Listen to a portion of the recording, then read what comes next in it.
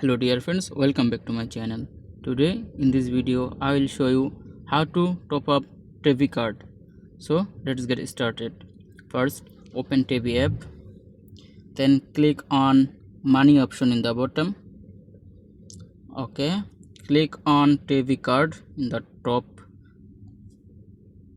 Okay, then click on top up button. You can see now I have 11 dirham. So click on top up.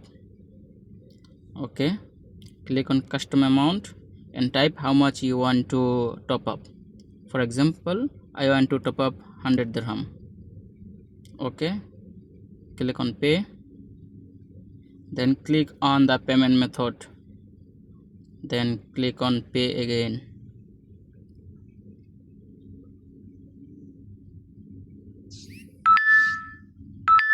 Now you can see I have successfully top up 100 dirham. So guys, if you think this video was helpful, please make sure you subscribe to my channel.